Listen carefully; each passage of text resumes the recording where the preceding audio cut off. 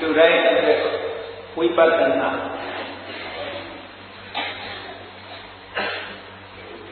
ဝိပဿနာဆိုတာဝိဆိုတာထူးထူးခြားခြားပဿနာရှုမြင်တတ်တာတာမန်မြင်ရောမြင်ဆိုမြင်စဉ်တိုင်းမြင်တာမျိုးမဟုတ်ဘဲနဲ့ထူးထူးခြားခြားရှုမြင်တာကိုဝိပဿနာတနည်းအားဖြင့်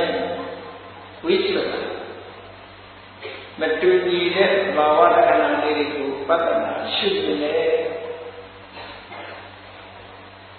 မတူညီတဲ့သဘောလက္ခဏာလေးဆိုတာလောကမှာလူတွေနဲ့မတူညီတဲ့အနေအထားလေးတွေသဘာဝအဖြစ်ရှိလူများစုကမိမိတို့ဒီဘဝမှာကြုံတွေ့နေရတဲ့အရာတွေကိုအစဉ်ထောင်ရလို့မြင်နေကြပြီပဲလို့ဟောဒီအသိဉာဏ်ရတာတဲ့ပုဂ္ဂိုလ်ကျတော့အစဉ်ထောင်ရလို့မမြင်ဘူးဖြစ်ပြီးလေပြတ်သွားတယ်လို့မမြဲတဲ့အနေအထားအဖြစ်မြင်တာဒါဝိပဿနာလို့ခေါ်တယ်ဒီအချို့ပုဂ္ဂိုလ်တွေကမိမိတို့ရရှိထားတဲ့ဘဝရရှိထားတဲ့အခြေအနေကြီးတစ်ခုသိကောင်းတာပဲသိချမ်းသာတာပဲချမ်းသာဒုက္ခအဖြစ်မှတ်ယူနေကြတဲ့အချက်ကြီးများစွာရှိဒီအသိဉာဏ်ရထားတဲ့ပုဂ္ဂိုလ်ကျတော့ချမ်းသာတယ်ဆိုတဲ့အချက်မရှိဘူးဆိုတာကိုမြင်လာလောကသမ္မာလူတွေကကိုယ်လုံးဖြစ်တယ်ဆိုတဲ့အတွေ့ရှိကြသဘာဝတရားတွေမှာကိုယ်အလိုမလိုက်ဘူးသူ့သဘာဝအတိုင်းဖြစ်နေတာတကယ်ကတော့ကိုယ်လုံးလို့ဖြစ်တာမဟုတ်ဘူးဆိုင်ရာသူ့အကြောင်းကိုအခြေအနေပေးနေလို့ဒီအကြောင်းချင်းဒီမျိုးဖြစ်တယ်ဆိုတာကိုကိုယ်ဟာကိုယ်လုံးတဲ့ချင်းနေတယ်ပေါ့အဲ့ဒါလိုဖြစ်ရင်ယူဆချက်ကမတူထူးခြားတဲ့အနတ္တသဘောတရားကိုမြင်တာလည်းဝိပဿနာပဲပေါ့အဲ့တော့ဝိဆိုတာအများနဲ့တူညီမှုမရှိတဲ့ပဿနာရှိရင်ကိုတရားနဲ့ဝိထူးခြားတဲ့အနေအထားလေးတွေကိုရှုမြင်မှုဆိုတဲ့ဒီအသိဉာဏ်တစ်မျိုးပါလက်တွေ့ချင်းသုံးပြီးတော့ဒီအသိဉာဏ်မျိုးရပါလာတဲ့ဌာနမြင်ရဒီဝိပဿနာဆိုတာဟာသမ္မာလူတွေကတော့သင်ကောင်းသင်ရတယ်အများစုကသင်ရတယ်ဝိပဿနာဆိုတာတရားလိုက်စားမှာတရားထုတ်တဲ့ပုဂ္ဂိုလ်တွေရှုတာတော့နဲ့မဆိုင်ဘူးလို့ဒီလိုသင်ကောင်းတယ်သာသနာတော်ကြီးနဲ့ကြုံတွေ့နေတဲ့အခိုက်အတန့်ရှိဒီလိုထူးခြားတဲ့အမြင်ကလေးမှမရတဲ့ပုဂ္ဂိုလ်ဆိုလို့ရှိရင်လူဘဝဖြစ်ရကြုံရဲ့သာသနာတော်ကြီးနဲ့ကြုံတွေ့ရကြုံတယ်မှလားမလားဘူးလောကမှာလူတွေဟာ40နဲ့အမြတ်သာဝတိဆိုတဲ့ဒီအလုပ်တွေနဲ့နေထိုင်နေတာဒါထူးခြားတဲ့ကိစ္စမဟုတ်ဘူးဘဝတစ်ခုရလာလို့ရှိရင်သူဘဝရပ်တည်ရေးအတွက်လူတိုင်းကြိုးစားကြလူတွေနဲ့မကဘူးတရားဝါမှန်သမျှဘဝလေးတစ်ခုရလို့ရှိရင်ကိုယ့်ဘဝရပ်တည်ရေးအတွက်ကြိုးစားကြအကြည့်ပဲကောင်းဒါထူးခြားတဲ့အချက်တွေဆုံးနိုင်ဘူးအသက်ရှင်ဖို့အတွက်ဘာတွေလိုအပ်လဲဆိုရင်စားစရာလိုအပ်တယ်နေစရာလိုအပ်တယ်လူသားတွေကြဝတ်စရာဆိုတာလည်းလိုအပ်တယ်မတမ်းမမှန်ဆေးဝါးဆိုတာလည်းလိုအပ်တယ်ဘဝရဲ့လိုအပ်ချက်ရိုးရာအားဖြင့်ဘဝမှာရပ်တည်နိုင်ဖို့အတွက်စားစရာရဲ့ဝတ်စရာရဲ့နေစရာရဲ့မတမ်းမှန်ဆေးဝါးဒါကလည်းဘာမှမရှိဘူးဘုန်းကြီးတွေကြတော့ဒါကိုပစ္စည်းလေးပါလို့ခေါ်တာပဲလူတွေလည်းထားပါပဲပစ္စည်းလေးပါပဲလူတွေဘဝရပ်တည်နေကြတာစားစရာမရှိပဲရပ်တည်လို့မရဘူးနေစရာမရှိရင်လည်းမဖြစ်ဘူးဝတ်စရာမရှိရင်လည်းမဖြစ်ဘူးဒါကြောင့်မို့လို့စားဝတ်နေရေးဆိုတာဒါကဘဝတစ်ခုမှာလူတိုင်းရိုးရာအနေနဲ့လုပ်အဲ့တော့ရိုးရာလုပ်ငန်းလေးနဲ့ပဲဘဝတစ်ခုအစ ဆုံးသတ်သွားမယ်ဆိုလူဖြစ်ကျိုးပဲနားတယ်လူဖြစ်ကျိုးမနားနိုင်ဘူးအဲ့တော့ဒီဘဝရရှိလာတဲ့အခိုက်အတန့်ကြီးတဲ့ချူချားတဲ့အလုပ်တစ်ခုလုပ်နိုင်ရမယ်ပေါ့ဒီတဲ့ချူချားတဲ့အလုပ်ဆိုတာစောင်းနေရေးဆိုတဲ့အလုပ်တွေမကဘူးအမှန်တန်ချူချားတဲ့အသိဉာဏ်တစ်ခုရဖို့လိုပါရသော်ဘုရားကတတ္တဝိရှိစေကြီးပြိဋိဘဆန္ဒကြီးအချိန်မှာသူပါရဆိုတဲ့ provide ကိုပြောခဲ့တဲ့စကားလေးတစ်ခုရှိဒီဝိပဿနာရှင်းစဉ်နဲ့ပတ်သက်ပြီးပြောထားတဲ့အခါ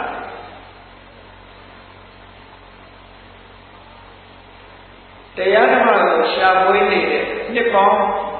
တရားဓမ္မကိုရှားပွေးလို့သိမြင်လာတဲ့နှစ်ပေါင်း50နှစ်အတွင်းမှာတဲ့ဝိပဿနာတရားကိုဟောနိုင်တဲ့ပုဂ္ဂိုလ်ဆိုတာတပါးမှမရှိဘူး။ရသော်ဘုရားတပါးပဲရှိတယ်။ဘုရားမြတ်စွာလက်ချက်တော်ကဘာသာတရားတွေကြောင့်များစွာထုံးတာဆရာကြီးတွေလည်းအမှန်တန်များတယ်ဘာသာရေးတစ်ပတ်သို့တော့အဲ့ဒီလိုကြောင့်များစွာသောဆရာကြီးတွေဝိပဿနာရှင်းစဉ်ကိုဟောနိုင်ပြောနိုင်တာဆိုတာသာသနာ့ရဲ့အပြင်မှာလုံးဝမရှိဘူးတဲ့အနှစ်50နှစ်အတွင်းအဲ့တော့အနှစ်50နှစ်ဆိုတာဘာလို့ပြောရလဲဆိုတော့ဘုရားလောင်းတော်တိုးထွက်ပြီးတော့တရားကျင့်တာ6နှစ်အဲ့ဒီ6နှစ်အတွင်းမှာလည်းလက်ချလိုက်တာဝိပဿနာရှင်းစဉ်ကိုဟောပြောနိုင်တဲ့ပုဂ္ဂိုလ်ရှိဘူးဘုရားရှင်းလာပြီးတဲ့နောက်45နှစ်တရားဓမ္မတွေလည်းဟောပြောတယ်ဘာသာရေးဆရာတွေမျိုးစုံနဲ့တွေ့တယ်6နှစ်နဲ့45နှစ်ပေါင်းလိုက်တဲ့အခါကျတော့50နှစ်အဲ့ဒီ50နှစ်တာကာလဓမ္မကိစ္စတွေဆောင်ရွက်နေတဲ့အချိန်အတွင်းမှာလေဟောဒီဝိပဿနာတရားရဲ့တစိတ်တစေတာလေးတောင်ဟောနိုင်တဲ့ပုဂ္ဂိုလ်ရှိပါဘူးသာသနာတော်ရဲ့မှာရှိဆိုတော့ဒီဝိပဿနာကျင့်ဖို့ဟာလူတိုင်းဆိုဘလောက်အရေးကြီးတယ်ဆိုတော့မှထင်ရှားတယ်။ဝိပဿနာတရားအရေးကြီးသည့်အတွက်ကြောင့်သမထတရားကိုမကျင့်ရဘူးလို့ပြောတာမဟုတ်ဘူး။မြတ်စွာဘုရားကကျင့်ရမယ့်ဘာဝနာဆိုပြီးတော့2မျိုးဟောထားတယ်။ဘာဝနာ2မျိုးကသမထဘာဝနာဝိပဿနာဘာဝနာ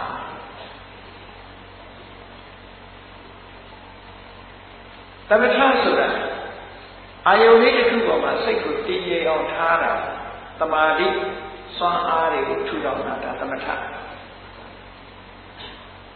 ရဲ့အကျိုးတရားကဘာလို့ဆိုရင်သမာဘ8ပါး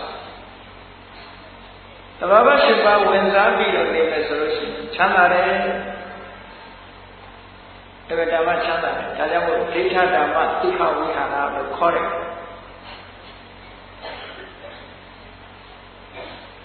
နောက်တစ်ခုပွားများရမှာဝိပဿနာရဲ့အဓိကထားတာတော့ပညာပဲအဲ့ဒီပညာတရားကိုပွားများနိုင်မှသာပဲအဝိဇ္ဇာကိုကျော်လွှားနိုင်ပြီးတော့ဝိဇ္ဇာဆိုတဲ့အသိဉာဏ်တွေရတယ်ဝိပဿနာရဲ့အကျိုးတရားကဘာလို့ဆိုမက်ဖို့လေးကပဲအဲ့တော့သူ့လမ်းနဲ့သူ့အကျိုးနဲ့သူဒီနှစ်ခုစလုံးမှာကျင့်ရမယ့်တရားလေးရှိပဲအားလုံးဒါကြောင့်မို့လို့ဝိပဿနာအကျင့်ကိုကျင့်တော့မယ်ဆိုလို့ရှိရင်သမထကိုအရင်ကျင့်ပြီးတော့ဝိပဿနာကိုနောက်မှကျင့်တဲ့နည်းဒါကတနည်းအဲ့ဒါကိုစာလို့ပြောရင်သမထပုပ္ပင်္ဂမဝိပဿနာသမထရှိသွားရှိတဲ့ဝိပဿနာလို့ပြောတယ်သမထကိုအရင်ကျင့်ပြီးတော့သမထအောင်တဲ့အခါသမထကနေဝိပဿနာကိုပြောင်းတဲ့အကျင့်ကိုသမထပုပ္ပင်္ဂမဝိပဿနာမြတ်စွာဘုရားကျင့်သွားတဲ့ဝိပဿနာဟာသမထပုပ္ပင်္ဂမဝိပဿနာပဲမြတ်စွာဘုရားအလောင်းတော်ဟာဘုရားဖြစ်သူရောက်သွားတာသမထပုပ္ပင်္ဂမဝိပဿနာနဲ့ဘုရားဖြစ်သွားတာမြတ်စွာဘုရားအလောင်းတော်ဟာဘာကမ္မထာနဲ့ဘုရားဖြစ်တယ်လဲဆိုရင်အာနာပါနကမ္မထာနဲ့ဘုရားဖြစ်တယ် 24 နာရီပတ်လုံးမိမိရဲ့နှာခေါင်းကရှုထုတ်ရှိုက်သွဲနေတဲ့ထွက်လေဝင်လေလေးပေါ်မှာအသုံးချပြီးတော့သမာဓိဆိုတဲ့ဆွမ်းအားတွေရအောင်လုပ်တဲ့ပညာဆိုတဲ့ဆွမ်းအားတွေရအောင်လုပ်တဲ့သဘာဝကိုသုံးချတာပဲခုခေတ်မှာလောကီကလူတွေရောသဘာဝကိုသုံးချတာမရှိဘူးလားဆိုပါတော့ရေအားလျှက်စစ်ထုတ်တယ်လေအားလျှက်စစ်ထုတ်တယ်ဟုတ်ကဲ့ဟိုက်ဒရိုပါဝါဆိုရေစီးကြောင်းမှာထားပြီးတော့လျှက်စစ်ကြီးကိုထုတ်တယ်ရေအားလျှက်စစ်ထုတ်တယ်လေရဟတ်တွေကိုအသုံးပြုပြီးတော့လျှက်စစ်ထုတ်တယ်အဲ့ဒီလိုပြင်ပမှာရှိတဲ့စွမ်းအားတွေကိုအသုံးပြုပြီးတော့လူမှာတန်ဖိုးရှိတဲ့အရာတွေကိုထုတ်လုပ်တယ်လို့ဘုန်းကြီးတို့တွေဒီနေ့အသက်ရှင်ဖို့အတွက်ရှုထုတ်ရှိုက်သွင်းနေတဲ့လေတွေမရှိဘူးလားအဲ့ဒီလေလေးကိုအသုံးချဘုရားလောင်းမှာအဲ့ဒီလေကိုအသုံးချလိုက်ခလေးဝင်လေလေးကိုအသုံးချပြီးတော့သမာဓိစွမ်းအားတွေရအောင်ကျင့်တယ်ထိုသမာဓိစွမ်းအားကိုအခြေခံပြီးတော့ဝိပဿနာကျင့်တယ်ကျင့်တယ်ကျင့်သည့်အတွက်ကြောင့်ဘက်ဖို့ဆက်တဲ့အောင်မြင်ပေါက်ရောက်ပြီးဘုရားဖြစ်ပြီးရောက်သွားတာကိုယ်တဏ္ဍာမှာရှိတဲ့လေလေးဟာဘုန်းကြီးတို့တွေကြတော့ဘာပဲအသုံးချတော့ဆိုသက်ရှင်ဖို့လေးအတွက်ပဲမဟုတ်လားလေလေးကိုအသုံးချပြီးတော့တရားအောင်ထုတ်ဖို့ဆိုရင်အသက်ရှင်ယုံလေးအတွက်ပဲသုံးရဘာမှတန်ဖိုးရှိတော့ဘလောက်တန်ဖိုးနေတော့အေယဝရီမြည်ရည်စီးနေတယ်အေယဝရီမြည်ရည်ရဲ့ရေစီးကိုအသုံးပြုပြီးတော့တရားစစ်တာအားတွေမထုတ်နိုင်ဘူးဆိုရင်မြည်ရည်ဟာစီးနေတာပဲရှိပါမယ်ဘုန်းကြီးတို့တွေလည်းကိုယ်နှာခေါင်းကလေလေးရှူထုတ်ဆိုင်သွင်းနေတာလေးကိုအသုံးမချရတဲ့ဒီတိုင်းအသက်ဆုံးသွားမယ်ဆိုလို့ရှိရင်ဘာမှတတ်လို့ရလည်းမဟုတ်ဘူးလူတွေကဘာမှတတ်ဖို့မရဘူးဘာမှအကောင့်ထဲမပေါ်ဘူးလို့ဆိုရင်ဘာလို့ပြောကြလေလို့ပြောကြတယ်ပေါ့အေးလေကလည်းပဲတတ်ဖို့တက်အောင်လုပ်လို့ရှိရင်တတ်ဖို့တက်မှာပေါ့ဘုရားလောင်းတော်လေးကဒီ6နှစ်ပတ်လုံးဒုက္ခရစရိယကျင့်တာမာရင်းနဲ့အကျင့်တွေကိုကျင့်သည့်အတွက်ကြောင့်နောက်ဆုံးမှာပင်ပန်းပန်းခံပြီးတော့အစာဖြတ်ရေငတ်ခံပြီးတော့ကျင့်လိုက်တာတကူလုံးပိန်ချုံသွားပြီးနောက်ဆုံးမှာအတိညာမရတော့ပဲကျမကြီးချုပ်တဲ့သွားတာပဲရှိတယ်သူညုံမှန်းတဲ့လမ်းကိုမရောက်ဘူးမရောက်တဲ့အတွက်ကြောင့်သူစဉ်းစားတယ်တိယာအင်ညောမဲ့ဟောတာကြသူရှာတာကဘောဓလို့ဆိုတဲ့အတိညာကိုရှာစဉ်းစားလိုက်တာငါသွားတဲ့လမ်းတော့မဟုတ်သေးဘူးငါလမ်းမနေပြီအတိညာရဖို့ဒီလေးဟာမဖြစ်နိုင်ဘူးတခြားလေးပဲဖြစ်ကောင်းဖြစ်မယ်လို့ဆိုပြီးစီးစနစ်တစ်ခုပြောင်းလိုက်တာပေါ့ဘာကိုပြောင်းလိုက်လဲသူကျင့်နေတဲ့ကျင့်နေအကုန်လုံးရဆိုင်ပြလိုက်ပြီးတော့နှာခေါင်းမှာရှူးနေတဲ့လေလေးပေါ်မှာသမာဓိရအောင်စတင်ပြီးတော့ကျင့်လိုက်တယ်အာနာပါနအဲ့လိုကျင့်လိုက်တဲ့အခါကျတော့သမာဓိစွမ်းအားတွေရလာတယ်ထွက်လေဝင်လေလေးပေါ်မှာစိတ်ကလေးကငြိမ်သွားတယ်ငြိမ်သွားတော့သမာဓိစွမ်းအားတွေရလာရလာပြီးတဲ့အခါမှာအဆန်းအဆင့်နဲ့တက်သွားပြီးနောက်ဆုံးသုဒ္ဓဇာအထိရတယ်ရနေပြီးတော့အဘိညာဉ်တွေရလိုက်တဲ့အခါနောက်ဆုံးညလေးမှာဆိုဘာဖြစ်လာလဲဖုဒိအာလို့ဆိုတဲ့ပထမရာမှာပုဗ္ဗေတိဝါစာလို့တတိညာနဲ့အတိတ်ကဘာဖြစ်ခဲ့လဲဆိုတာကိုပြန်ပြီးတော့ကြည့်နေတဲ့ဉာဏ်ရပေါ့မစ္စည်းမရာကြတော့တထိုင်နဲ့စัจ java လာတောင်းချီပြီးတော့မြင်နိုင်တဲ့ဒိဗ္ဗစကုဝိညာဉ်ကြီးကိုရလိုက်အဲ့ဒီကြည့်အောင်ကြားတော့သမထချင်းနေရှိသေးတယ်ညာဝိယကြော်ရောက်သွားတဲ့အခါကျထိုသမထကိုအခြေခံပြီးတော့မိမိတဏ္ဍာမှာဖြစ်နေတဲ့ယုတ်ဓမ္မဉာဏ်ဝါတွေကိုဥလှည့်ပြီးတော့ကြည့်လိုက်တဲ့အခါဒီတဘာဝတရားတွေမမြဲတာလေမမြဲသည့်အတွက်ကြောင့်ဆ င်းရဲတာလေဆင်းရဲတဲ့အတွက်တစုံတစ်ခုကိုယ်ဆန္ဒအတိုင်းဘာမှမဖြစ်ဘူးဆိုတဲ့အနတ္တသဘောတရားတွေကိုရှုမြင်သုံးသပ်နိုင်သွားပြီးတော့ဝိပဿနာဉာဏ်ရင့်တန်လို့အရုံတက်ဒီချမ်းမဲ့လိုက်အာတဝေခရဉာဏ်ဆိုတာကိုရပြီးတော့တပ္ပိဋ္ဌဉာဏ်တော်ကြီးပါတခါလဲပါပြီးဘုရားဖြစ်လို့ရောက်သွားတာအဲ့ဒါကိုသမထပုပ္ပေကမဝိပဿနာလို့ခေါ်တယ်သမထကိုအရင်ကျင့်ပြီးတော့ဝိပဿနာကျင့်တာမြတ်စွာဘုရားလက်ထက်တုန်းကယန္တာဖြစ်တဲ့ပုဂ္ဂိုလ်တွေတော်တော်များများဟာသမထပုပ္ပေကမဝိပဿနာလေးရှိတဲ့အဲ့ဒါတော့သမထကိုရင်ကျင့်ဒီကနေ့ခေတ်မှာသမထမလုပ်ကောင်းဘူးလို့ပြောနေကြတာမျိုးတွေကြတော့မမှန်ဘူးနော်တတိထားဖို့ပြောတာမှန်ပါပါမြတ်စွာဘုရားကသမထနဲ့ရှင်းရမယ်သူတို့ပြောတဲ့သမထကဒီလိုသမထဖြစ်ခြင်းဖြစ်တယ်ပေါ့ဘုရားဟောတဲ့သမထကလုံးဝဟုတ်ကဲ့သမထပုပ္ပေကမဝိပဿနာပါဝေတိတဲ့ဒါဝိပဿနာသွားပဲဆိုအထက်ကရာတစ်ဆောင်ထဲမှာဘယ်လိုရေးထားဘုဒ္ဓတည်းကပြောသမထကျင့်ပြီးမှဝိပဿနာကျင့်တာပါလေလှေစီးပြီးဟိုဘကံကူးတာနဲ့တူတယ်ဝိပဿနာကစပြီးတော့အထုတ်တဲ့ဒုတိယနေ့ကျတော့လက်ပြကူးတာနဲ့တူတယ်ကဲလှေစီးသွားကြသလားလက်ပြကူးကြသလားဒါကိုယ့်အကိုဆုံးဖြတ်ကိုကြိုက်တဲ့လမ်းကိုယ့်အကိုရွေးဟုတ်ကဲ့ဘယ်နည်းလမ်းပဲဖြစ်ဖြစ်လူကျင်တဲ့မထားကိုရောက်နိုင်တာကြီးပါပဲလက်ပြကူးလည်းပဲဟုတ်လားမမောဘူးမနစ်ဘူးဆိုရင်ဘုဘကရောက်မှာပါပဲဈာထဲမှာတော့ကျွတ်တယ်လို့ဆိုရင်တော့အဲဒီမှာဘုဘကရောက်ချင်မှရောက်မှာဟောလက်ပြကူးတယ်လို့ပြောနော်နောက်တစ်နည်းရပါတော့ဝိပဿနာပုပ္ပေကမသမထဝိပဿနာကိုအရင်အားထုတ်တယ်ပြီးတဲ့အခါကျတော့မှသမထဖြစ်နေတယ်ဖြစ်တယ်ဟောဝိပဿနာတရားရှုရင်းနဲ့သမထဆွမ်းအားတွေတက်လာသမာဓိဆွမ်းအားတွေတက်လာပြောတာအဲ့ဒါကြတော့ဝိပဿနာပုပ္ပေကမသမထသမထကျင့်စဉ်ကိုကျင့်မနေတော့ဘူးဝိပဿနာကိုတိုက်ရိုက်သွားတယ်ဤတဲ့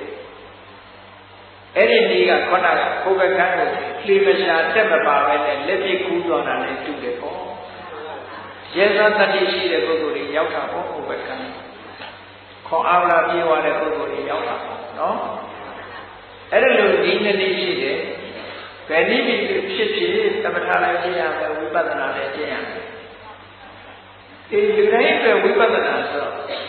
ကဲဒီနေ့ရှိတဲ့အတွက်ကြောင့်လူတွေဟာကိုယ်ကြိုက်တာကိုကိုယ်ရွေးတယ်တယောက်နဲ့တယောက်ကြိုက်ဆိုတာမတူသည့်အတွက်ကြောင့်သမထကိုအရင်ရှင်းပြီးမှဝိပဿနာကျင့်တဲ့ပုဂ္ဂိုလ်ကိုသမထယာနိကပုဂ္ဂိုလ်လို့ခေါ်တယ်သမထဆိုတဲ့ဉာဏ်ကိုစီးပြီးတော့မှဝိပဿနာလမ်းကြောင်းကိုတက်တယ်ပေါ့ဒါတော့ဟုတ်တာပေါ့မရိယာပြုတ်လာတဲ့အခါမော်တော်ဆိုင်ကစီးပြီးလာလည်းမရောက်ဘူးလားရောက်ပါဘူးကားစီးပြီးလာလည်းရောက်တာကုန်းကြောင်းလျှောက်လာရင်ရောမရောက်ဘူးလားရောက်ပါဘူးဟုတ်ကဲ့ကိုကြိုက်တဲ့ဒီလမ်းပေါ်ရောက်ပြီဆိုရင်ရောက်မှကြည့်တယ်အနေနဲ့ဉာဏ်သာခွာတာလို့အရေးကြီးဆုံးကလမ်းမှန်ဖို့ကအရေးကြီးတာကိုဒီကောင်းပြီသမထယာနိကဆိုတဲ့ပုဂ္ဂိုလ်ကသမထဖြစ်တယ်ပြီးတော့မှဝိပဿနာဖြစ်မယ်နောက်တစ်ခါနောက်တစ်ခုကတော့ဝိပဿနာယာနိကသမထတွေချိန်ကုန်ခံပြီးတော့မကျင့်တော့ဘူးတိုက်ရိုက်ဝိပဿနာကိုသွားမယ်ဆိုပြီးတော့သွားတဲ့ပုဂ္ဂိုလ်ကသုဒ္ဓဝိပဿနာယာနိကလို့ခေါ်တယ်ဒီကနေ့ခေတ်မှာသုဒ္ဓဝိပဿနာယာနိကခေတ်စားတယ်ပေါ့နော်အဲ့ဒီသုဒ္ဓဝိပဿနာယာနိကနဲ့သွားတဲ့ပုဂ္ဂိုလ်ရှိမဖြစ်ဘူးမဟုတ်ဖြစ်တယ်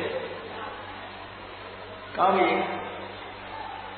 အဲ့ဒီနှစ်ခုမှာဘုန်းကြီးတို့တွေဘုဒ္ဓတမှတ်ထားဖို့ရသမထယာနိကပုဂ္ဂိုလ်ပဲဖြစ်ဖြစ်သုဒ္ဓဝိပဿနာယာနိကပုဂ္ဂိုလ်ပဲဖြစ်ဖြစ်ဝိပဿနာကျင့်စဉ်တစ်ခုထူးခြားတဲ့အသိဉာဏ်ဝိပဿနာဉာဏ်ကိုရချင်ပြီဆိုလို့ရှိရင်ရှုရမှာကတော့ယုံတဲ့ဉာဏ်ကြီးပဲဝိပဿနာရဲ့အာယုန်ဒီယုံဉာဏ်တဘာဝတရားအစစ်ကိုဝိပဿနာရှုရမယ် သမထကြတော့အဲ့ဒါလည်းမဟုတ်ဘူးပညာကိုရှုတာသမထပညာဆိုတာအဖြူရောင်ဆိုရင်အဖြူပဲရှုတယ်အနီရောင်ဆိုအနီလို့ပဲရှုတယ်အဖြူတို့အနီတို့ဆိုတာလူတွေရဲ့စိတ်ထဲမှာသတ်မှတ်ထားတဲ့အရာများတာဖြစ်တယ်တကယ်ရှိတဲ့အရာမဟုတ်ဘူးအဲ့ဒီရှုတိဝါရွှေစတဲ့အမြင်နာမပညာတွေပေါ်မှာအခြေခံပြီးတော့သမာဓိစွမ်းအားကိုထူထောင်တာကတော့သမထလို့ခေါ်တယ်အဲ့ဒီသမထကနေပြီးတော့ဝိပဿနာကိုပြောင်းမယ်သမာဓိစွမ်းအားတွေရပြီးတော့အဲ့ဒီသမာဓိစွမ်းအားကိုအခြေခံပြီးအသုံးချပြီးတဲ့အခါကျတော့ဝိပဿနာကိုပြောင်းပြီဆိုတဲ့အခါမှာရုပ်နဲ့နာမ်ကိုပြောင်းရှုရမယ်ဟောကဲကောင်းပြီအချင်းချုပ်လေးမှတ်ဖို့ရတာသမထယာတိကဆိုရင်ရုပ်နဲ့နာမ်ဘယ်အစမလို့ဆိုနာမ်ကစရှုပါတဲ့ဒါအထက်ကထာတွေကဆိုတယ်သမထယာတိကပုဂ္ဂိုလ်အနေနဲ့ဝိပဿနာရှုမယ်ဆိုရင်နာမ်တရားကစရှုတယ်သုဒ္ဓဝိပဿနာယာတိကပုဂ္ဂိုလ်ကဝိပဿနာရှုမယ်ဆိုလို့ရှိရင်ရုပ်တရားကစရှုဒါရေပုံရစကားကိုပြောအကြံပေးတဲ့စကားကိုပြောနော်မရှိရဘူးဆိုတာတခုမှမပါဘူးနော်တခါတရံကျတော့အကြံပေးတယ်ဆိုတာပိုကောင်းတယ်လို့ပြောတာပိုကောင်းတယ်လို့ပြောအဲ့တော့ဝိပဿနာသမထယာတိကပုဂ္ဂိုလ်ဒီဝိပဿနာရှုရင်နန္တရားကစရှုဝိပဿနာယာတိကပုဂ္ဂိုလ်ဒီဝိပဿနာရှုမယ်ဆိုရင်ယုတ်တရားကစရှုဘာဖြစ်လို့လဲလွယ်ကူမှုရှိလို့ကောင်းပြီဆိုပါစို့ဝိပဿနာကိုသွားတော့မယ်လို့ဆိုတဲ့အခါမှာရသော်ဘုရားရဲ့အလောင်းတော်ကျင့်သွားတဲ့ကမ္မထာလေးကိုပဲသမထအာယုံဖြစ်တဲ့အသုံးချမယ်ဝိပဿနာရဲ့အာယုံဖြစ်တဲ့အသုံးချမယ်နေ့စဉ်ရှုထုတ်ဆိုင်သွင်းနေတဲ့လေကလေးကိုပဲအသုံးချမယ်ဆိုလို့ရှိရင်ကြည်ပထမထွက်လေဝင်လေလေးပေါ်မှာစိတ်ကိုစိုက်ထားလိုက်တဲ့အခါကျတော့လေလေးရဲ့သဘောကိုမကြည့်နဲ့ကိုယ်နှာခေါင်းကရှူသွင်းနေတာလေးပဲသတိထားလေလေးသဘာဝလေးကိုပဲသတိထားလေဆိုတာလည်းမတွေးနဲ့ထိနေတာလည်းမတွေးနဲ့လှုပ်ရှားနေတာကိုလည်းမစင်စားနဲ့ရှူနေတယ်ရှိုက်သွင်းနေတယ်ရှူထုတ်နေတယ်ရှိုက်သွင်းနေတယ်ထိတဲ့နေရာလေးမှာလေကလေးထိသွားတယ်နှာသီးကြားလေးမှာအာယုစိုက်ထားပြီးတော့သမာဓိရအောင်ပွားအဲ့လိုပွားလိုက်လို့ကိုယ်စိတ်ရဲ့ကြည်ငြိမ်မှုစွမ်းအားပေါ်မှာမူတည်ပြီးတော့အဲ့ဒီရှုထုတ်ရှိုက်သွင်းနေတဲ့လေကလေးထိတဲ့နေရာလေးကိုကြည်ရင်ဘာဖြစ်လာလဲလို့ဆိုလို့ရှိရင်ရှုထုတ်ရှိုက်သွင်းနေတဲ့လေလေးဟာငကိုယ်တော့ကတော့ဘာမှလေသဘောပဲဘာမှထင်ထင်ရှားရှားမရှိဘူးရှုပါများရှိုက်ပါများစိတ်ကလေးငြိမ်းလာတဲ့အခါကျတော့ဘာဖြစ်လာတော့ဆိုတချို့ပုဂ္ဂိုလ်ကြတော့ရှုနေတဲ့လေလေးကမိဂိုဒန်းကလေးလို့ဖြစ်လာရှိုက်ထုတ်လိုက်တဲ့လေလေးကလည်းမိဂိုဒန်းလေးလို့ဖြစ်လာတချို့ပုဂ္ဂိုလ်ကြတော့အလင်းရောင်ဒန်းကလေးတွေဖြစ်လာစိတ်ထဲမှာမြင်လာတာနော်စိတ်ထဲမှာထင်းလာတာအလင်းရောင်ဒန်းလေးလို့ထင်းလာတယ်မိဂိုဒန်းလေးလို့ထင်းလာတယ်အဲ့ဒီလေလေးဟာသရံလေးပေါ်လာတယ်အဲ့ဒါကိုနမိတ်လို့ခေါ်တာပဲတချို့ပုဂ္ဂိုလ်ကြတော့ဘယ်လိုထင်တော့ဆိုရင်ဒီလေလေးကိုထိတိုင်းလေးသိနေတဲ့အခါကျတော့လေလေးကတခါလေအမတန်သိမ်ဝေးနုညံ့ပြီးတော့ပလဲလုံးကလေးလိုပရိစီကလေးတွေလိုအခေါင်းထဲမှာထိသွားတာလေးတွေကိုလည်းတချို့ပုဂ္ဂိုလ်တွေမှာထင်ရှားလာတယ်ပေါ့အဲ့ဒါကိုနမိတ်လို့ခေါ်တယ်အဲ့ဒီနမိတ်ကလေးကိုဆက်လက်ထိမ့်သိမ့်ပြီးတော့ဆက်ပြီးတော့ကျင့်လိုက်မယ်လေ့ကျင့်လိုက်မယ်ဆိုလို့ရှိရင်ထိုနမိတ်အာယုံလေးပေါ်မှာစိတ်ကလေးတည်ငြိမ်ပြီးတော့ခွာမရတော့အောင်ကတ်သွားပြီးအဲ့ဒီအာယုံလေးကိုစဉ်းစားနေတဲ့သဘာဝတရားရဲ့ထိုအာယုံလေးနဲ့စိတ်ကွာမတော့ထိန်းထားတဲ့သဘာဝတရားလေးရဲ့စိတ်ထဲမှာကျေနပ်နှစ်သက်နေတဲ့ပီတိဆိုတဲ့သဘာဝတရားလေးရဲ့တကူလုံးချမ်းသာတိတ်ဖြစ်နေတဲ့ဒုက္ခတရားလေးရဲ့ အဲ့ဒီအာယုံလေးပေါ်မှာစိတ်ကလေးငြိမ်သွားတယ်ဆိုတဲ့ဧကဂတသမာဓိတရားလေးအဲ့ဒီသဘာဝတရား၅ခုဒီဟန်ချက်ညီညီနဲ့အလုံးလုံးနေပြီဆိုလို့ရှိရင်တော့ဒါပထမဇန်ရတယ်လို့ခေါ်တာပထမဇန်ရလို့ရှိရင်ဘာတွေပြောက်သွားတော့ဆိုမျက်စိကအာယုံကိုကြည့်နေတယ်ဆိုတာတွေမလာတော့ဘူးနားကตายရတဲ့အတန်နားထောင်နေတယ်ဆိုတာမလာတော့ဘူးနှာခေါင်းကပွေးကြိုင်တဲ့အနံ့ရှူချင်တာမျိုးလျှာကကောင်းတာလေးစားချင်တာမျိုးခန္ဓာကိုယ်ကကောင်းတဲ့အထီးတွေလေးထိချင်တာမျိုးတွေမလာတော့ဘူးကာမိသန္နနိဝရဏဆိုတာလုံးဝရှင်းသွားပြီထိုအာယုန်ဒီပေါ်မှာလည်းမကျေနပ်ဘူးဆိုတဲ့ဖြာပါဒဆိုတာမလာဘူးစိတ်တွေလေလွတ်နေတယ်ဆိုတဲ့ဥဒိစ္စဆိုတာလည်းမလာဘူးကိုယ်လုံးပေါ်မှာစိတ်ထဲမှာပူပန်ပြီးတော့ကြောင်းကြနေတဲ့ကုက္ကုဆဆိုတာလည်းမလာတော့ဘူးစိတ်ကလေးအင်အားကြီးရော့ချသွားပြီးတော့စိတ်မပါလက်မပါဖြစ်သွားတဲ့ဥဒိထိနာမေတာဆိုတာလည်းမလာတော့ဘူးကိုယ်အလုပ်ပေါ်မှာတန်တရားဖြစ်နေတယ်ဆိုတဲ့ဝိသိကိစ္စလည်းမလာတော့ဘူးနိဝရဏတရားတွေကင်းသွားတယ်အဲ့ဒီနိဝရဏတရားတွေကိုလောင်ကျွမ်းပြလိုက်တာကခုနကဆံဆိုတဲ့သဘာဝတရားလောင်ကျွမ်းပြလိုက်တာလောင်ကျွမ်းတဲ့ဆိုတော့ဖြည့်ဆည်းပြလိုက်တာမရှိတော့ဘူးမိမိတန်တမှာအခုပြောတဲ့အာယုကိုဆုတ်ပိတ်ထားတဲ့နိဝရဏတရားတွေလုံးဝကင်းသွားတယ်အဲ့ဒါကိုပထမဇန်ရသွားတယ်လို့ပြောတယ်အဲ့ဒီပထမဇန်ရသွားတဲ့ပုဂ္ဂိုလ်တယောက်ဟာဒါတမာရီရသွားပြီဆိုတဲ့အဲ့ဒီပထမဇန်တမာရီလေးကိုရှင်းတန်လာအောင်ကြိုးစားရင်းကနေပြီးဝိပဿနာကိုကူးတော့မယ်လို့ဆိုလို့ရှိရင်အဲ့ဒီပထမဇန်စိတ်ထဲမှာပထမဇန်ဝင်စားနေတဲ့အချိန်မှာဖြစ်ပေါ်လာတဲ့စိတ်ကလေးတွေပထမဇန်ကနေထလိုက်တယ်အဲ့ရကနိုးထတယ်လို့ဇံဝင်စားတဲ့ဟာလေးကရပ်ဆိုင်လိုက်တယ်ပေါ့ရပ်ဆိုင်လိုက်တာကိုပဲဇံကထတယ်လို့ပြောတာဇံရဲ့အာယုံကိုအပြောင်းလဲလုပ်လိုက်တယ်ခုနကထွက်လေဝင်လေဆိုတဲ့အာယုံလေးပေါ်မှာရပ်မနေတော့ပဲနဲ့ဘယ်သွားလို့ထွက်လေဝင်လေလေးပေါ်မှာတည်ငြိမ်နေတဲ့သဘာဝတရားတွေပေါ်မှာသွားရှုလိုက်ခုနကစဉ်းစားနေတဲ့ဝိတက်ဆိုတဲ့သဘာဝတရားအာယုန်နဲ့စိတ်ကြွားမသွားအောင်ထိထားတဲ့ဝိသရဆိုတဲ့သဘာဝတရားကျင့်တဲ့နှစ်သက်နေတဲ့ပိဋိဆိုတဲ့သဘာဝတရားချမ်းသာနေတဲ့ဒုက္ခဆိုတဲ့သဘာဝတရားနဲ့တည်ငြိမ်နေတယ်ဆိုတဲ့သမာဓိဧကဂရသဘာဝတရားတွေကိုဥလှည့်ပြီးတော့အာယုန်ပြုလိုက်တာဒါဝိပဿနာပြောင်းလိုက်တာပဲထွက်လေဝင်လေလေးပေါ်မှာနေနေတာကသမထထွက်လေဝင်လေလေးနဲ့ပတ်သက်ပြီးအလုံးလုံးနေတဲ့စိတ်ကလေးကိုအာယုံဖြစ်နောက်စိတ်ကပြောင်းယူလိုက်တာကဝိပဿနာဟောဒါသမထကနေဝိပဿနာကူးလိုက်တာအဲ့ဒါလို့သမထကနေဝိပဿနာကူးလိုက်တော့ကြည့်နန္တရားကိုအရင်ရှုလိုက်တယ်ခုနတော့ကထွက်လေဝင်လေလေးကိုမှတ်နေတဲ့စိတ်ကလေးကိုပြန်ရှုတယ်ဆိုတော့ထွက်လေဝင်လေလေးသိတဲ့စိတ်ကလေးတွေဒီမှာပေါ်နေပါလားထွက်လေဝင်လေလေးပေါ်မှာจิตတတ်နေတဲ့ပိဋိတို့ချမ်းသာနေတဲ့ဒုက္ခတို့တည်ငြိမ်နေတဲ့သမာဓိတို့ထွက်လေဝင်လေလေးနဲ့စိတ်ကိုတွဲဆုံပေးနေတဲ့ဝိတက်ထွက်လေဝင်လေလေးနဲ့စိတ်ကိုချီနှောင်ထားကြလို့ရစ်ဝဲနေတဲ့ဝိသနာတို့ဆိုတဲ့သဘာဝတရားလေးတွေတစ်ခုစီတစ်ခုစီ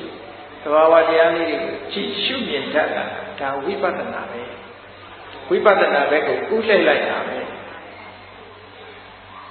ကောင်းပြီဝိပဿနာလုပ်တယ်ဆိုတာဟာဘယ်ကစရအောင်ဆိုရုပ်တရားနံတရားတွေကိုအာရုံပြုတယ်ဆိုတာနေရာမှာရုပ်တရားနံတရားတွေမှာ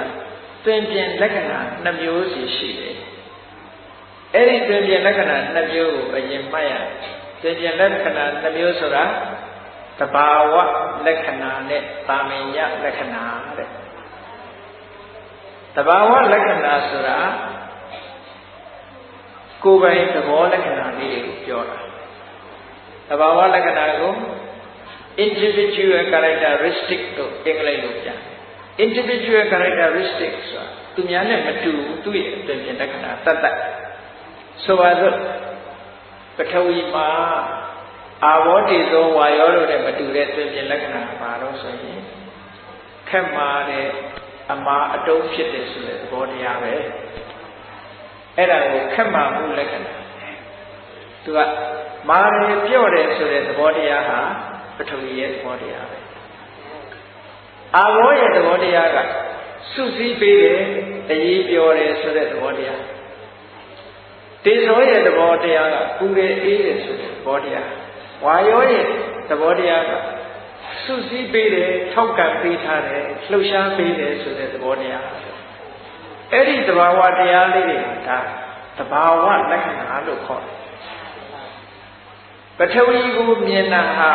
ဘယ်ပုံစံနဲ့မြင်တော့ပထဝီဆိုတဲ့နာမည်နဲ့မြင်တာမဟုတ်ဘူးပထဝီဆိုတာစကားလုံးပဲမြန်မာလိုဆိုရင်မြေဓာတ်ကိုမြေဓာတ်ဆိုတာနာမည်ပဲ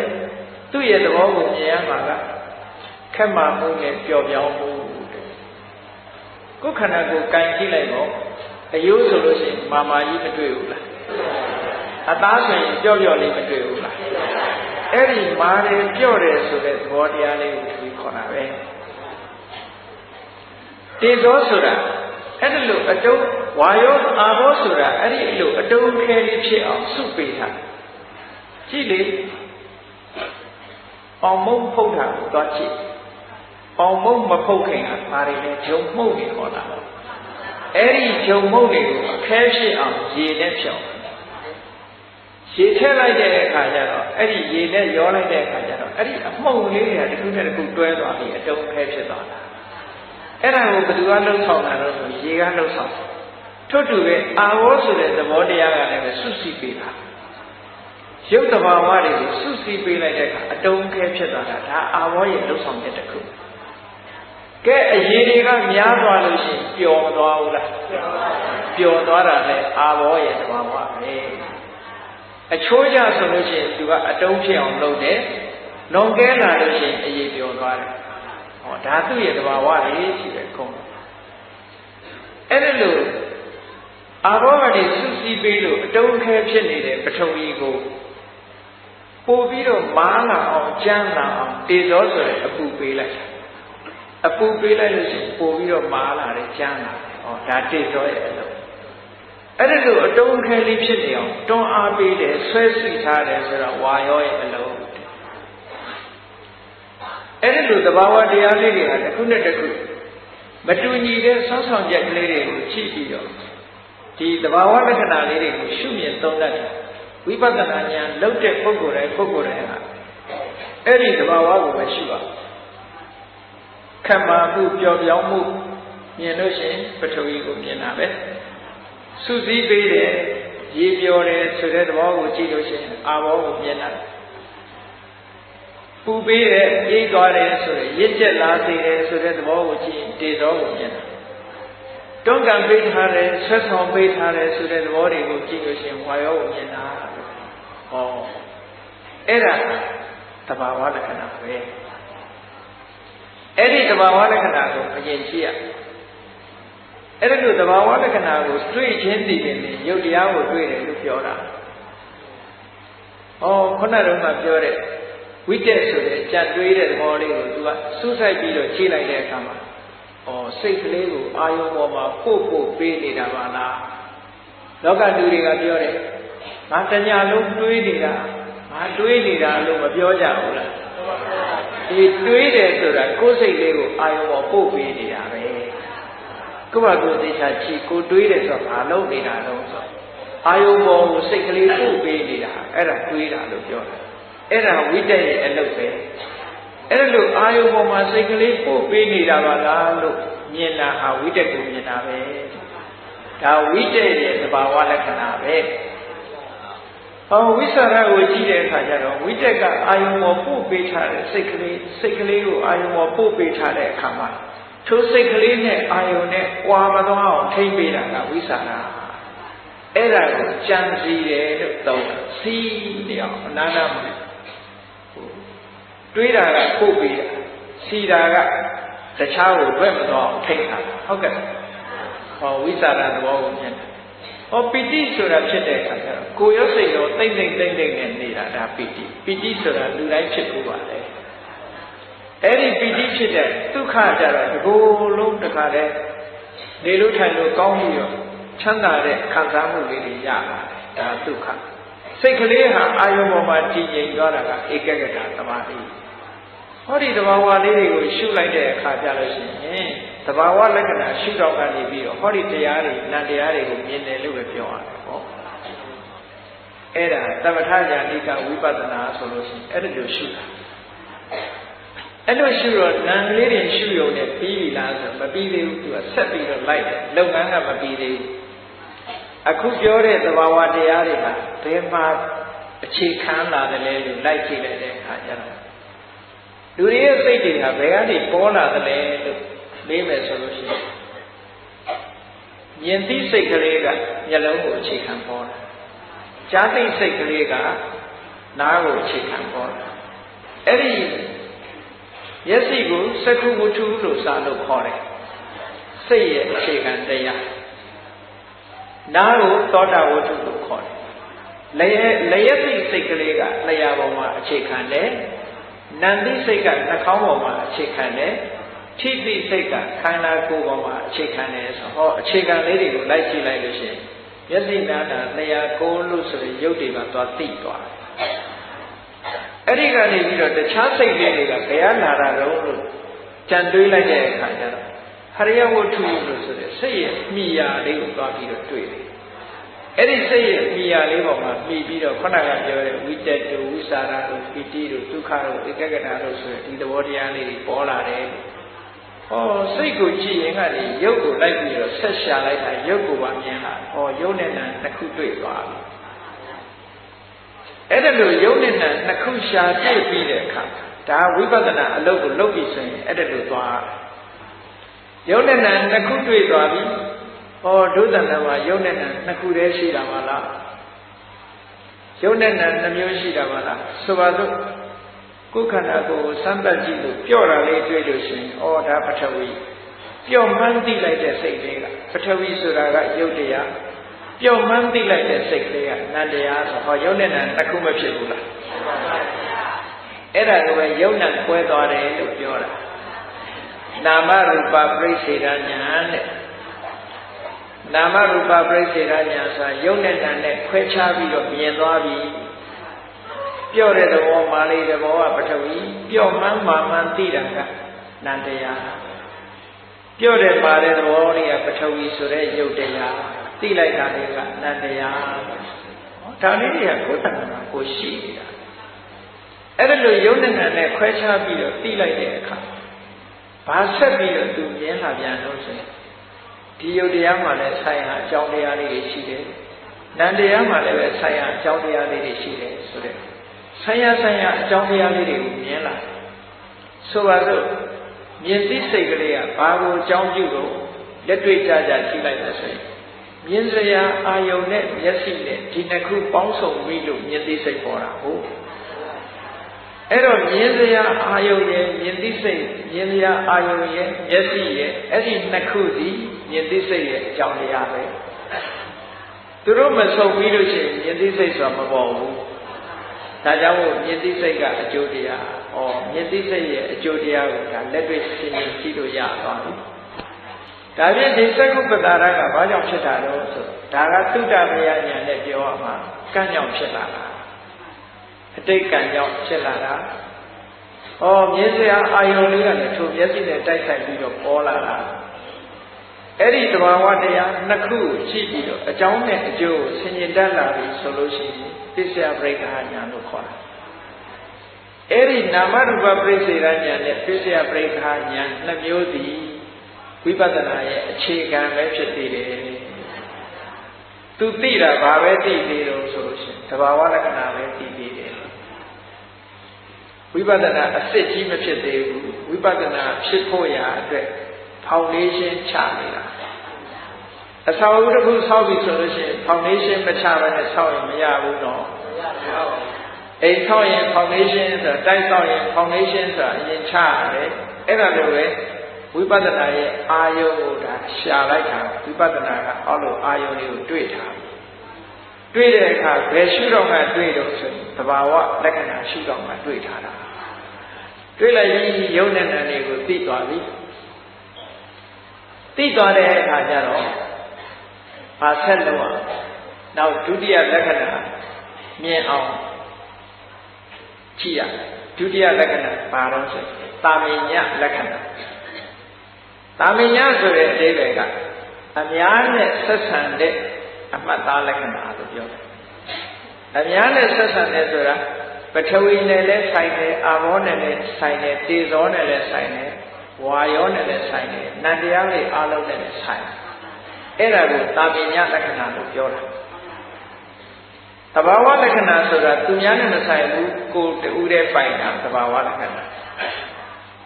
ဟောတာမင်ညလက္ခဏာကြတော့အများဆိုင်တယ်ဆိုတာဘာပြောလို့ဆိုမမြဲတဲ့သဘောဒီအများဆိုင်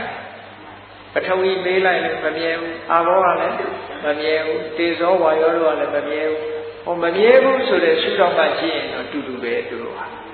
အဲ့ဒါကြောင့်မို့လို့အနိစ္စလက္ခဏာဆိုတာတာမင်ညလက္ခဏာမမြဲသည့်အတွက်ကြောင့်ဒုက္ခလို့ပြောတာယတနိစ္စတန်ဒုက္ခအနိစ္စဖြစ်လို့ဒုက္ခဘာဖြစ်လို့လဲဆိုမမြဲဘူးဆိုတာကြီးကအမြဲတမ်းဒုက္ခပေးနေတာပေါ့အနှောက်အယှက်ဖြစ်နေတာပေါ့ဖြစ်ပြီးပြက်နေတာကြီးကအနှောက်အယှက်ကြီးပဲလေအဲ့ဒီဒုက္ခကိုပြောတာစားစရာမရှိလို့ဒုက္ခဒုက္ခခေါင်းကိုက်လို့ဒုက္ခဒုက္ခဒီဒုက္ခပြောတာမဟုတ်ဘူးနော်မမြဲသည့်အတွက်ကြောင့်ရှင်းတတ်စရာမကောင်းတဲ့ဒုက္ခဒါကြောင့်မို့ဥဒယဘယပฏิပိလနတ္ထေနဒုက္ခဖြစ်မှုပြမှုတွေကနေနှိမ့်ဆက်နေတာသဘာဝတရားတစ်ခုဖြစ်ပြီးပြတ်သွားတယ်ဖြစ်ပြီးပြတ်သွားတယ်ဆိုတာစိတ်ပြည့်စရာကြီးအဲ့ဒါကနှိမ့်ဆက်နေတာဒီပြင်ဟာကနှိမ့်ဆက်တာမဟုတ်ဘူးအဲ့ဒါကြောင့်မို့လို့သူ့ကိုဒုက္ခလို့ခေါ်တာတခါအဲ့ဒီလိုဒုက္ခဖြစ်နေတာဖြစ်ပြီးပြတ်နေတဲ့သဘောတရားကြီးဟာကိုယ်ဆန္ဒအတိုင်းဟုတ်ကလားလို့ဆိုမဟုတ်ဘူးသူ့တဘာဝအတိုင်းဖြစ်နေတာကိုယ်နဲ့ဘာမှမဆိုင်ဘူးကိုယ့်ရဲ့အလိုကြလည်းဘာမှမဖြစ်ဘူးဆိုတာအဝတ္တဝတ္တနာကိုယ်ဆန္ဒအတိုင်းမဖြစ်လို့အနတ္တလို့ပြောတာဟောအနိစ္စဒုက္ခအနတ္တဆိုတဲ့ခုနကတဘာဝတရားတွေအဲ့ဒီလိုမြင်လာပြီဆိုရင်တော့ဝိပဿနာလမ်းကြောင်းပေါ်တက်သွားပြီဖောင်ဒေးရှင်းကနေပြီးတော့အစပြုပြီးပေါ့အဲ့ဒါမြင်တာမှအေးတချို့ကအနိစ္စကိုပရိစိတ်တရားမှတ်ပြီးတော့အနိစ္စအနိစ္စအနိစ္စနဲ့ပရိစိတ်တာအဲ့ဒါစလုံးညွတ်နေတာမြင်တာမဟုတ်ဘူးဝိပဿနာမဟုတ်ဘူးအဲ့ဒါအနိစ္စအနိစ္စလို့ညွတ်နေတာပဲရှိဟုတ်ကဲ့ဒါကြောင့်မို့ဝိပဿနာအလုံးလုံးလို့ရှိရင်ဘသူအနိစ္စလဲဆိုတာကိုအရင်တွေးအောင်ရှာခုနကယုတ်တရားကိုအရင်တွေးအောင်ရှာခုနကပြောခဲ့တယ်မာတဲ့သဘောပြောတဲ့သဘောလေးဟာမမြဲဘူးမာတဲ့သဘောပြောတဲ့သဘောကိုသိတဲ့စိတ်ကလေးကလည်းမမြဲဘူးဟောမမြဲတာလေးတွေကိုမြင်တာမှအနိစ္စနော်ထို့တူပဲဒီအနိစ္စကြောင့်ဒုက္ခဖြစ်လို့အနတ္တအဲ့ဒီသဘောလေးတွေကိုမမြင်အောင်ဆင်ခြင်သုံးသပ်ပြီးတော့နေတာကိုသမထနာဉာဏ်လို့ခေါ်တယ်ဒါသမထပုဂ္ဂိကမဝိပဿနာသမထကိုအခြေခံပြီးတော့ဝိပဿနာဉာဏ်ကိုဒီလိုရအောင်လုပ်တာအဲ့ဒါလိုရအောင်လုပ်လိုက်တဲ့အခါကျတော့မမြဲတဲ့သဘောလေးတွေတွေးနေတာတွေးလိုက်တဲ့အခါကျတော့နောက်ပိုင်းမှာဖြစ်လာတော့ဆိုဖြစ်လိုက်တာရဲ့ပြက်လိုက်တာရဲ့ဒီနှစ်ခုတွေမြင်လာတယ်စောစောကမာတာပြောတာကိုမြင်နေတယ်နောက်ပိုင်းကျတော့ဒီမာတဲ့သဘောလေးကပေါ်လာလိုက်ပျောက်သွားလိုက်ပူတဲ့အေးတဲ့သဘောလေးကလည်းပေါ်လာလိုက်ပျောက်သွားလိုက်ဟောဖြစ်ပြီးပြက်ဆိုတာလေးမြင်လာဆိုပါစို့ကိုယ်ခန္ဓာပုံမှာကြည့်တရားထုတ်နေတဲ့အချိန်မှာရားတာလေးတွေပေါ်လာတယ်ပူတာလေးတွေပေါ်လာတယ်အေးတာလေးတွေပေါ်လာတယ်အဲ့ဒီပူမှုအေးမှုလေးတွေကိုအာယုံဆိုင်တဲ့အခါကျတော့ဖြစ်ပြီးပျောက်သွားတာလေးတွေတွေ့တာအဲ့ဒါလိုဖြစ်ပြီးပြတ်သွားတာလေးတွေကိုမြင်လာလို့ရှိရင်ဥရိယဗျာဉာဏ်လို့ခေါ်တယ်အဲ့ဒီဥရိယဗျာဉာဏ်ရောက်လာပြီဆိုလို့ရှိရင်ယောဂီပုဂ္ဂိုလ်မှာတမာရီစွမ်းအားတွေလည်းတော်တက်လာသည့်အတွက်ကြောင့်အဲ့ဒီမှာဝိပဿနာတမာရီတွေအရှိန်ကောင်းလာတယ်အရှိန်ကောင်းလာပြီဆိုဘာတွေဖြစ်လာတတ်တယ်လို့ဆိုရင်ယောဂီပုဂ္ဂိုလ်ရဲ့ခန္ဓာကိုယ်ကအလင်းရောင်တွေထွက်လာတယ်အဲ့ဒီလိုအလင်းရောင်ထွက်လာလို့ရှိရင်တော်တော်များများဘဝတုဒ္ဓမရှိတဲ့ယောဂီပုဂ္ဂိုလ်ကဘလို့တွေးတော့ဆိုရင်ဟာငါတရားဓုတရားမြတ်ရပြီဆိုပြီးတော့အဲ့ဒီတရားမှာပဲသူကတရားဓုလို့ထင်ပြီးတော့ရပ်သွားတယ်သို့မဟုတ်အဲ့ဒီအချိန်မှာပိဋိတွေတအားဖြစ်လာတယ်တတိတွေတအားကောင်းလာတယ်ဉာဏ်တွေတအားထက်လာတယ်ဒီအခြေအနေမျိုးတွေလည်းကြုံတတ်တယ်အဲ့ဒီလိုအခြေအနေတွေကြုံလာလို့ရှိရင်ငါတော့တရားဓုတရားမြတ်ရပြီလို့ကိုယ့်ကိုယ်ကိုဘဝင်မြင့်သွားတတ်တယ်အဲ့ဒီအချိန် အဲ့ဒါကိုသတိထားမယ်တမာရီအရှိန်ကြောင့်ဖြစ်လာတဲ့သဘာဝတရားတွေလမ်းကြောင်းမပြောင်းနဲ့ကိုသွားတဲ့လမ်းကြောင်းကိုဆက်လျှောက်လိုက်တဲ့အခါဖြစ်မှုပြမှုတွေကပိုပြီးတော့ထင်ရှားလာအနိစ္စသဘောတရားတွေပိုးမြင်လာမယ်ဒုက္ခသဘောတွေပိုးမြင်လာမယ်အနတ္တသဘောတရားတွေပိုးမြင်လာကောင်းပြီအနိစ္စဟာရှိနေတဲ့တန်းနဲ့ဘုန်းကြီးတို့တွေဘာလို့မမြင်တာလို့ဆိုဖြစ်စဉ်ကြီးတစ်ခုကဖုံးတာစင်စက်မပြတ်တဲ့ဖြစ်စဉ်ကြီးကဖုံးတာတော့ copy to copy ပေါ့သဘောပြောမယ်ဆိုလို့ရှိရင်မြည်ရည်ကြီးကိုသွားကြည့်လိုက်လို့ရှိရင်မနေ့တုန်းကမြေကမ်းပါရောက်တော့လည်းဒီရည်လို့ပဲမထင်ဘူးလားဒီလက်ချက်ငါသွားကြည့်လေဒီရည်ပဲလို့ထင်နေတယ်ဘာဖြစ်လဲဖြစ်စဉ်ကတူးနေတာအဲ့ဒီလိုပဲကိုယ်ခန္ဓာကိုယ်လည်းပဲဖြစ်စဉ်ကြီးကတူးနေပြီးတဲ့ကြောင့်ဒါပဲလို့ထင်တယ်အဲ့ဒါကိုဖြစ်စဉ်ကြီးကိုတန်တတိလို့ခေါ်တယ်အဲ့ဒီတန်တတိဆိုတဲ့ဖြစ်စဉ်ကြီးဟာအေးမြေကိုကြည့်ပြီးတော့မနေ့ကရေတွေကစီးသွားပြီဒီနေ့ရေမဟုတ်တော့ဘူးမနှစ်ကရေတွေမရှိတော့ဘူးဒီနေ့ရေဟုတ်ကဲ့ထို့တူပဲကိုယ်လည်းပြန်ကြည့်လိုက်လို့ရှိရင်မနှစ်ကရုပ်ဟုတ်သေးရဲ့လားမနှစ်ကရုပ်ဆိုတာသာသာခုနတရားမဟောခင်ကရုပ်မရှိတော့အခုကျန်တာကော်ပီတွေပဲကျန်တယ်အိမ်ပြန်ရင်ကော်ပီနဲ့ပဲပြန်ပြီးတော့အစ်စ်မရှိတော့ဘူးသို့သောလူတွေကအစ်စ်လို့ထင်ပြီးတော့လက်ခံနေကြတယ်နော်ဘုမြင့်ဝေကြီးအိမ်ပြန်လို့ရှိရင်တော့ကော်ပီနဲ့ပဲပြန်ရမှာဟုတ်ကဲ့အစ်စ်ကမကြံတော့ဘူးလေပြောင်းသွားပြီအဲ့ဒါလို့ဒီလိုပဲသွားနေတယ်ဒီအကုန်တခါတည်းနဲ့ပြုတ်ခနဲ့ကြောင်းသွားတာမဟုတ်ဘူးစက္ကန့်ပိုင်းစက္ကန့်မိနစ်ပိုင်းမိနစ်စက္ကန့်ပြီးစက္ကန့်မိနစ်ပိုင်းမိနစ်ဒီလိုပြောင်းနေတာဒါကြောင့်မို့လို့ဘုန်းကြီးတို့တွေဟာငယ်ငယ်လေးတုန်းကအမေမွေးတုန်းကရုပ်ကလေးတွေအမေမွေးတုန်းကသေးသေးလေးပဲအဲ့ဒီတော့ဟာတွေကတစ်စက္ကန့်ပြီးတစ်စက္ကန့်ပြောင်းလာလိုက်တာအသက်40 50 60 80ဒီလိုရောက်လာတဲ့အခါကျတော့မှပြောင်းသွားတယ်လို့ထင်နေတာလူတွေကမဟုတ်ဘူးအခုစက္ကန့်ပိုင်းကပြောင်းတာမတူအဲ့ဒီလိုသဘောလေးတွေမြင်လာတဲ့အခါဥရိယပြညာရင့်တန်လာတယ်လို့ပြောတာအဲ့ဒီလိုမြင်အောင်လဲကြည့်ရတယ်ဒီအတွေးလေးကိုလည်းတွေးပေးရဒီအတွေးသည်မှန်ကန်တဲ့အတွေးဖြစ်လို့ယောနိတော်မနတိကာရလို့ခေါ်တယ်လူရဲ့ဘဝကိုအပိုင်း10ပိုင်းပယ်လိုက်အရွယ်10ပါးအပိုင်းဆိုင်တယ်10နှစ်ပိုင်းလိုက်ဟုတ်ကဲ့လားမွေးလာတဲ့အချိန်ကနေစပြီးတော့10နှစ်အရွယ်ရောက်လာပြီဆိုလို့ရှိရင်ဒါမန္တဓာတကလို့ခေါ်တယ်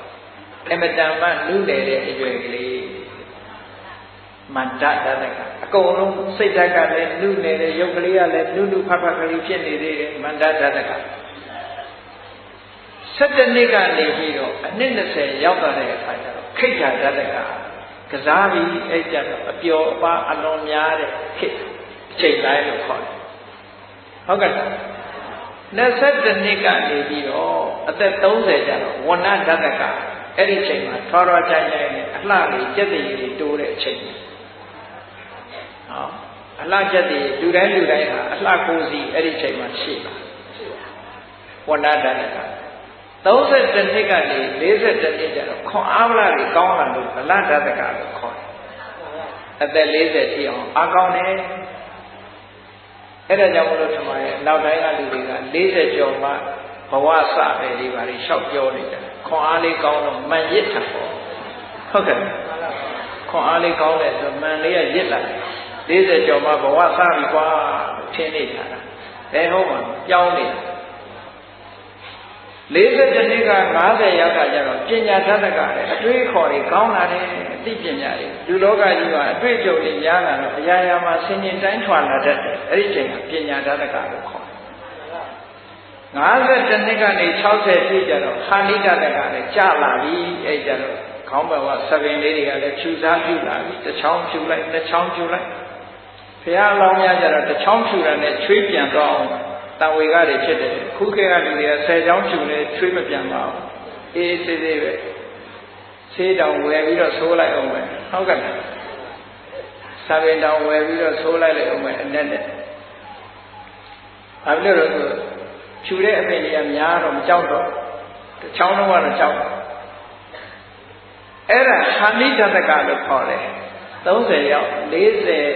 50တိကနေပြီးတော့60အထိဟာနိတတကရောကြလာပြီးခွန်အားသားတွေလည်းရောလာပြီးချုပ်ရုပ်လာချုပ်ရုပ်တဲ့အပိုင်းရောက်လာအဲ့ဒီဟာနိတတကကနေပြီးတော့နောက်ဘုဘဲကြတယ်61က80ရောက်လာတဲ့အခါကျဘဗ္ဗာကသတ္တကနည်းနည်းလေးခါလေးနည်းနည်းကောင်းကိုင်းတဲ့ရောက်တော့လေးဖြစ်လာ80လောက်ဆိုခါလေးနည်းနည်းကုန်းလာဟုတ်လား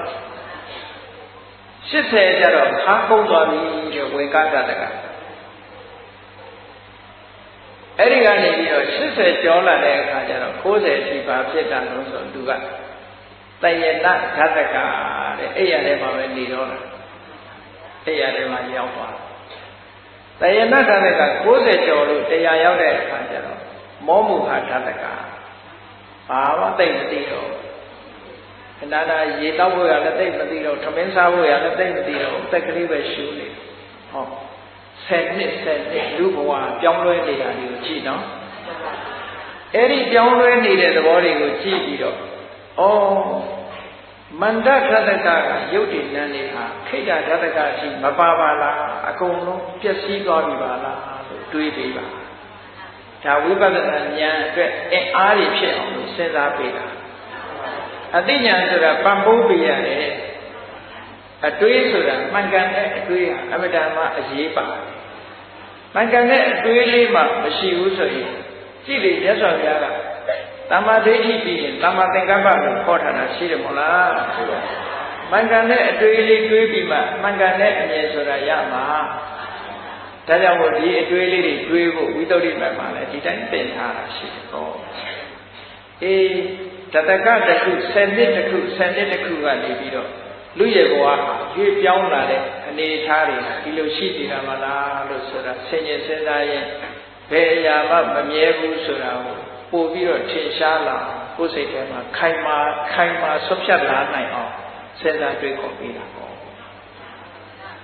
ဝိပဿနာဉာဏ်ရင့်တန်လာပြီဆိုလို့ရှိရင်10နှစ်ဆိုအဲ့လောက်ကြီးအနှံ့မကွာတော့ဘူးတစ်စက္ကန့်အတွင်းမှာအများကြီးဖြစ်ပြီးပြတ်သွားတာလေးမြင်သွားပြီအဲ့ဒီကြောင့်ဝိပဿနာကျတော့စက္ကန့်နဲ့ကိုမြင်သွားပြီစက္ကန့်အတွင်းမှာလည်းမြင်သွားပြီအဲ့ဒီလိုမြင်နေတဲ့အခါကျတော့ဒါဥရိယဗျာဉာဏ်ရင့်တန်လာပြီဆိုတဲ့အခါနောက်ပိုင်းကျတော့ဘာဖြစ်တယ်ဖြစ်တာတောင်မတွေ့တော့ဘူးအပြစ်တွေကြီးပဲတွေ့တာဘာဖြစ်လို့ဉာဏ်တော်အကြည့်လို့ဖြစ်တာတော့သတိမထားလိုက်နိုင်တော့အပြစ်တွေကတခါတည်းပြုံနဲ့ပြက်နေတာဆိုတော့အပြက်ပဲပြီးတော့လားဆိုပါစို့ထေဥပင်းနဲ့ထည့်ပြီးတော့နှမ်းကလေးတွေတော်လိုက်တဲ့အခါဖြတ်နဲ့မြည်တာဟာပြက်သွားတဲ့အနေထားပဲတွေ့တော့တာဖြစ်လာတာကိုမတွေ့လိုက်တော့အဲ့ဒါကြတော့ဘင်္ဂဉာဏ်လို့ခေါ်တဲ့ဝိပဿနာဉာဏ်အဆင့်အဲ့ဒီဉာဏ်ရှိအောင်ကဒါအမြင့်ဆုံးပဲဘင်္ဂဉာဏ်ဟာဝိပဿနာဉာဏ်မှာသူကဒီအနိစ္စရဲ့သဘောတရားမှာထိတ်ဆုံးပဲဘင်္ဂဉာဏ်ကပါမမြဲတဲ့သဘောဟာအပြစ်တည်မြင်မှမမြဲတဲ့သဘောကြီးထိတ်ဆုံးရောက်တယ်တောင်တက်လို့ရှိရင်တောင်ထိတ်စီအောင်ရောက်အောင်တက်ကြရတယ်ဟုတ်လားအနိစ္စသဘောကိုဆင်ញင်သုံးသပ်တဲ့အခါမှာအဲ့ဒီဘင်္ဂဆိုတဲ့အပြစ်မြင်မှသူကထွတ်ထိတ်ကိုရောက်သွားတာကောင်းပြီအဲ့ဒီရောက်သွားပြီဆိုတဲ့အခါကျတော့အတိညာဉ်လေးဘာတွေဝင်လာတော့ဆိုကြောက်เสียကြီးပါလားဆိုတဲ့အတိညာဉ်တစ်ခုဝင်လာတယ်ဘာဖြစ်လို့ပြက်နေတဲ့အရာကြီးကြည့်လိုက်လို့ရှိရင်ကြောက်เสียကြီးကြောက်เสียလို့ခါတိုင်းကမမြင်ဘူးကိုကြောက်เสียလို့မမြင်ုံနဲ့မကဘူးလူတွေဟာကိုခင်မင်เสียတို့ချစ်เสียတို့မုန်းเสียတို့မမြင်ကြဘူးလားမြင်ကြတဲ့ဘုရားမြင်နေတာဟုတ်လားမုန်းเสียတို့လည်းမြင်တယ်ချစ်เสียတို့လည်းမြင်တယ်တွားပြီးတော့မြင်တယ်ဟောဝိပဿနာဉာဏ်ရင့်တန်လာပြီဆိုလို့ရှိရင်ကတော့ခေါင်းကပြတ်ထားတဲ့ကြီးပဲမြင်သေးတဲ့အတွက်ကြောင့်ကြောက်เสียလို့မြင်လာကြောက်เสียလို့မြင်လာပြီးတော့သင်္ခါရတရားတွေကရုပ်တည်နံနေဆိုတာတဲအပြစ်များပါလားလို့မြင်လာလို့ရှိရင်အာဒီရောဝညာဒါတော့အပြစ်များတဲ့ထဲကနေပြီးတော့အပြစ်တွေများနေတဲ့နေရာကြီးကနေပြီးအန္တရာယ်တွေများလာပြီဆိုရင်လူတွေဟာမလွတ်ချင်ကြဘူးလားလွတ်ချင်လာတာမௌသိတိကမြတ်တာပဲလွတ်ချင်တဲ့အခါကျတော့ဥပမာပဲအိမ်ထဲကနေအပြင်ထွက်ဖို့စ စဉ်းစားပြီဆိုလို့ရှိရင်ဘယ်နာတကားပေါက်ရှိတယ်ဆိုတာမစဉ်းစားရဘူးလားအပေါက်လိုက်ရှာတာအဲ့ဒီတကားပေါက်လိုက်ရှာတာပဋိသင်္ခါဉာဏ်လို့ခေါ်တယ်အဲ့ဒါလိုအပေါက်ရှာရင်ကနေပြီးသင်္ခါရတရားတွေနဲ့နေလားကြအောင်နေထပ်ပြီးတော့ချက်ချင်းပုံငြိမ်ကင်းပြီးတော့ဝိပဿနာဉာဏ်ကိုရင့်တန်အောင်ဖြစ်ပေါ်နေတဲ့သဘာဝတရားကသင်္ခါရုပ္ပခဉာဏ်လို့ခေါ်တယ်အဲ့ဒီသင်္ခါရုပ္ပခဉာဏ်ဆိုတာဝိပဿနာဉာဏ်မှာလမ်းဆုံးနေတဲ့ဉာဏ်ပဲအဲ့ဒီသင်္ခါရုပ္ပခဉာဏ်ကနေပြီးတော့ရှေ့တက်သွားလို့ရှိရင်အနုလောမဉာဏ်ဒီဘုဗ္ဗကံနဲ့ဒီဘကံကိုတရားခင်းပေးတဲ့သဘောတရားခင်းပေးတယ်ဆိုတာဒီဘက်ကံကအမတန်ကြောက်စရာကောင်းတယ်ဖြစ်မှုပြမှုတွေအမတန်မှယုတ်တရားနဲ့တရားတွေရဲ့ဒီဖြစ်ပြမှုဆိုတဲ့ဘာဝတရားတွေကနှိမ့်ဆက်နေလို့ဒီဘက်ကံကအန္တရာယ်တွေအမတန်များတယ်ဖြစ်ပြီးရင်အိုတယ်အိုပြီးလို့ရှိရင်နာတယ်နာပြီးရင်သေတယ်ဆိုဒီအခက်ခဲတွေကဒီဘက်ကံမှာအများကြီးရှိတယ်အဲ့ဒီဟိုဘက်ကံကိုကူးတော့မယ်ဟိုဘက်ကံကြတော့ဓာရီမရှိဘူးဟောအဲ့ဒီဟိုဘကံဆိုတာနိဗ္ဗာန်ကိုပြောတာအဲ့ဒီသဘောကိုဘုန်းကြီးတို့ခေါ်ထားတယ်ဟိုဘကံကငြိမ်းချမ်းတယ်ဆိုတဲ့တရားရှိတယ်နော်မြတ်စွာဘုရားဟောထားတဲ့အာတိဝိသောကမတုတ်ကိုအခြေခံပြီးတော့ဟောထားတယ်ဟိုဘကံကငြိမ်းချမ်းတယ်ဆိုနိဗ္ဗာန်ကိုပြောတာဒီဘကံကသင်္ခါရတရားတွေကမမြဲသည့်အတွက်ကြောင့်ဟိုဘကံကိုကူးပဲဟိုဘကံကိုကူးရင်ဘာနဲ့ကူးလို့တရားလုံးသေးတယ်အဲ့ဒီတရားအနုလောမဉာဏ်ပဲအနုလောမဉာဏ်ဆိုတဲ့တရားခင်းလိုက်တာနဲ့တပြိုင်တည်းဟိုဘက်ကဆိုတဲ့နိဗ္ဗာန်ကိုလှမ်းမြင်နေရပြီတဲ့လှမ်းမြင်နေတာဘယ်သူကစမြင်နေတော့ဆိုကုတ္တရဘူးဆိုတဲ့သဘာဝတရားကလှမ်းမြင်တာအဲ့ဒီကုတ္တရဘူးဆိုတာကနိဗ္ဗာန်ကိုမြင်လိုက်တာနဲ့တပြိုင်တည်းဖြတ်ခနဲ့ဆိုပြီးလက်စိတ်ကနေခိရိတာတွေကိုခွာချလိုက်ပြီးနိဗ္ဗာန်ကိုလုံးဝအာရုံပြုလိုက်တာအချက်ပေးလိုက်တာကကုတ္တရဘူးကအချက်ပေးလိုက်တာကုတ္တရဘူးဆိုတဲ့စိတ်ကနိဗ္ဗာန်ကိုအချက်ပေးလိုက်တာနဲ့မဲ့စိတ်ကနိဗ္ဗာန်ကိုအာရုံပြုပြီးကိလေသာတွေကိုဖျက်ဆီးပြလိုက်တာတဲ့အဲ့ဒါဝိပဿနာရဲ့အထွတ်ထိပ်လမ်းဆုံးပဲဝိပဿနာဉာဏ်ရဲ့အကျိုးဆက်ကိလေသာတွေကိုပယ်ဖြတ်နိုင်တဲ့မဲ့နဲ့ဖို့မျက်မှောက်ပြုခြင်းပဲမဲ့ဖို့ရလိုက်တာနဲ့တပြိုင်တည်းနိဗ္ဗာန်ကိုမြင်သွားပြီမဲ့ဖို့တကယ်ရမှမဲ့ဖို့ကမှလာနိဗ္ဗာန်ကိုဓာရိုက်မြင်တာတဲ့ဉာဏ်နဲ့စိတ်တွေကဓာရိုက်မြင်တာမဟုတ်ဘူးတဲ့မှန်းဆပြီးတော့ကြည့်တာဟုတ်ကဲ့နိဗ္ဗာန်ကိုမျက်မှောက်ပြုတယ်ဆိုတာအဲ့ဒီအဆင့်ရောက်မှနိဗ္ဗာန်ကိုမျက်မှောက်ပြုလို့ရတယ်ဟောတာကလူတိုင်းအတွက်ဝိပဿနာဒီလိုသွားတယ်လို့ပြောပါတယ်ကိုယ့်ရဲ့နာသီးကြားမှာနှာခေါင်းထဲကနေပြီးတော့နေ့စဉ်ရှုသွင်းဆိုင်ထုတ်နေတဲ့လေကလေးပေါ်မှာတမာရီဆွမ်းအားတွေဖြည့်လို့တမာရီဆွမ်းအားတွေကနေပြီးတော့အဲ့ဒီတမာရီဆွမ်းအားနဲ့ဖြစ်ပေါ်လာတဲ့စိတ်တွေကိုဝိပဿနာရဲ့အာယုံအဖြစ်ထားပြီးတော့လေ့ကျင့်သွားလိုက်တာတမာရီကနေပြီးတော့ပညာတွေဖြစ်လာအဲ့ဒီပညာတရားတွေကအဆင့်ဆင့်သွားလိုက်တာနောက်ဆုံးယုတ်တန်ဆိုတဲ့သင်္ခါရတွေရဲ့လုံးဝချုပ်ငြိမ်းသွားတဲ့နိဗ္ဗာန်ဆိုတာတွေ့ပါပါလမ်းဆုံးရင်ရွာရောက်လို့ဆိုတယ်မဟုတ်လားလမ်းဆုံးရင်ရွာရောက်တယ်လို့ဝိပဿနာလုပ်ငန်းဆုံးရင်တော့နိဗ္ဗာန်ရောက်မှာပေါ့အဲ့ဒါသမထယာနိကဝိပဿနာလို့ခေါ်တယ်ဝိပဿနာယာနိကကြတော့ယုတ်တန်ကိုတိုက်ရိုက်သွားလိုက်တဲ့အခါကဲဘယ်လိုသွားမလဲအချင်းချုပ်ပြောပြသမထနဲ့ခုနကရှူဆိုင်တဲ့လေကလေးပေါ်မှာသူကရှူဆိုင်တဲ့လေကလေးကိုသမထသမာဓိအာယုံအဖြစ်အသုံးမကျတော့ဘူးတိုက်ရိုက်ပညာရဲ့အာယုံအဖြစ်သုံးချလိုက်ဘယ်လိုသုံးချတော့ဆိုရှူဆိုင်တယ်ဆိုတဲ့လုပ်ငန်းလေးမှာတဲ့သဘာဝတရားသုံးခုရှိတယ်ရှူလိုက်တဲ့လေလေးရယ်ရှိုက်လိုက်တဲ့လေလေးရယ်ထိုလေကလေးထိခိုက်သွားတဲ့ကာယပတာရဆိုတဲ့ရုပ်ကလေးရယ်အဲ့ဒီလေလေးကဖွတ်တတ်ပါဝါယောတတ်လို့ခေါ်တယ်အဲ့ဒီလေကလေးထိတဲ့နာသီးရားလေးကကာယပတာရရုပ်လို့ခေါ်တယ်အဲ့ဒီနှစ်ခုဆုံလိုက်တဲ့အခါကျတော့လေကထိသွားမှသိလိုက်တဲ့အတိကလေးရှိတယ်ဘယ်နှခုတော့ဆိုရင်၃ခုလေလေးရယ်လေလေးတိုက်သွားတဲ့ကာယပတာရရုပ်လေးရယ်တိုက်သွားတဲ့ထိတဲ့နေရာလေးရယ်လေရယ်ထိတဲ့နေရာရယ်ကရုပ်တရားထိလိုက်လို့ထိမှန်းသိလိုက်တာလေးကနန္တရားဆိုတော့ ရှုသွင်းလိုက်တဲ့အခါစိုက်ထုတ်လိုက်တဲ့အခါမှာယုံနှစ်ပါးနဲ့နာမ်နှစ်ပါးအကျဉ်းအားဖြင့်မသိတာဘူးလားယုံနှစ်ပါးနဲ့နာမ်နှစ်ပါးတွေ့နေတယ်ဟုတ်ကဲ့အဲ့ဒါဝိပဿနာကိုတိုက်ရိုက်သွားခုနတော့ကလေလေးကိုရှုရင်းကနေပြီးတော့နမိတ်တွေပေါ်အောင်လုပ်မနေတော့နမိတ်ပခန်းကိုမသွားတော့ဘူးလေလေးရဲ့လှုပ်ရှားတဲ့သဘောထိုလှုပ်ရှားတဲ့လေကလေးထိတဲ့နေရာလေးရဲ့သဘာဝတရားထိလိုက်သည့်အတွက်ကြောင့်သိတယ်ဆိုတဲ့သဘာဝတရားဒီသုံးခုကိုမှတ်လိုက်တာမှတ်လိုက်သည့်အတွက်ကြောင့်ယုတ်တရားနဲ့တရားကိုတိုက်ရိုက်သွားတယ်လေလေးရဲ့သဘာဝကိုကြည့်တာဩလှုပ်ရှားနေတဲ့သဘောလေးပါဩဝါယောဖုတ္တဗယုတ်ကာယပလာရယုတ်ကသို့ဝါယောဖုတ္တဗယုတ်ကလေးကိုလက်ခံနေတဲ့သဘောလေးပါလားလို့သိထိုနှစ်ခုဆုံပြီးသည့်အတွက်ကြောင့်ထိတိစိတ်ကလေးပေါ်ပါလားလို့ဆိုတာသိလာတော့လေလေးရဲ့ထိတဲ့နေရာလေးရဲ့ကယုတ်တရားသိလိုက်တာကနတ်တရားဆိုတော့သဘာဝတရားမတူတာလေးသုံးခုပါလားလို့ဆိုတာမြင်သွားတယ်အဲ့ဒီလိုမြင်သွားတာကနာနဲ့ရုပ်ဆွဲသွားတယ်လို့ပြောတာအဲ့ဒီကနေအကြောင်းကိုစုံစမ်းလိုက်တဲ့အခါကျတော့လေလေးရှုနေတာစိတ်ကြောင့်မို့လို့ရှုနေတာပဲစိတ်ကလေးကလေရဲ့အကြောင်းတရားပဲထိုလေလေးကနာသီးရားကိုထိလိုက်လို့ထိတိစိတ်ပေါ်တယ်ဆိုဟောထိတိစိတ်ကလေးကထိခြင်းတိလို့အကြောင်းကြောင့်ပေါ်တာပါလားလို့ဆိုတယ်အကြောင်းတရားလေးပါ